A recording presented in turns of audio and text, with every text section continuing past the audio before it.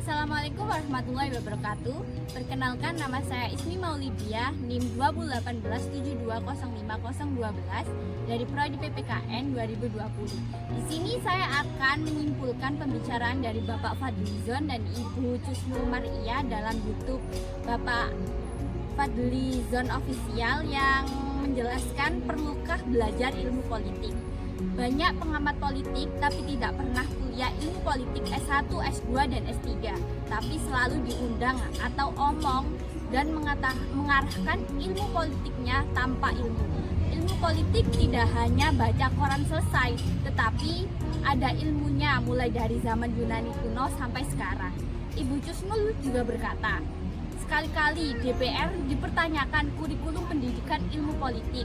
Kalau di negeri ini sejarah politiknya lompat-lompat mulai dari zaman Yunani kuno ke John Locke 1600, Rousseau Yunani kuno lompat ke 1700, dan padahal di dalam sejarah tersebut ada zaman Rasulullah, megan-megan politik Islam, serta sejarah di negeri ini lompat-lompat karena berorientasi ke negeri barat. Politik dan peran merupakan bagian dari politik itu sendiri. Kalau di Islam tidak ada penjajahan, adanya liberalisme, kapitalisme. Marx mengkritik kapitalisme akan mati, tapi kemudian kapitalisme memperpanjang dengan kolonialisme dan menjajah negara kita. Sebenarnya yang dijajah itu kesultanan, kerajaan-kerajaan Islam. Setelah itu kapitalisme ini memperpanjang hidupnya dengan menjajah yang sekarang sering disebut dengan neopenjajahan atau neokolonialisme. Karena neokolonialisme ini tidak perlu wilayah yang dijajah, melainkan menggunakan pengaruh-pengaruh yang sekarang ini seperti perang dagang, perang vaksin, dan lain-lain.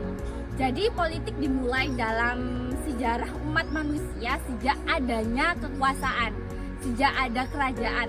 Tetapi di studi negara kita dimulai sejak zaman kuno, Yunani kuno. Pada intinya, politik itu ada dengan bagaimana pengambilan keputusan dan ketika ada yang mendominasinya. Betul, institusi politik yang paling banyak di global yaitu demokrasi. Demokrasi yang sekarang ini demokrasi yang elastis, yaitu dengan rakyat cuma dihadapkan sebagai pemilih, dihadapkan untuk memilih pos satu ke pos lainnya. Padahal demokrasi prinsipnya proses di mana kita menyingkirkan orang-orang yang tidak memiliki kapasitas keluar dari pemerintahan atau keluar dari jabatan dan meletakkan orang-orang yang berkualitas untuk masuk dan memerintah.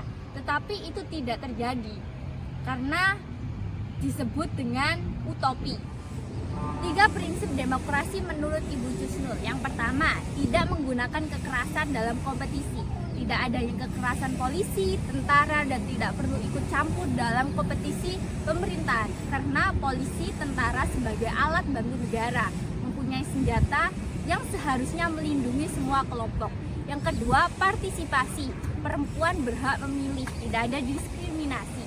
Dan yang ketiga adalah kebebasan menyatakan pendapat. Sekian yang bisa saya simpulkan dalam pembicaraan saya kali ini. Mohon maaf jika ada salah kata. Terima kasih. Wassalamualaikum warahmatullahi wabarakatuh.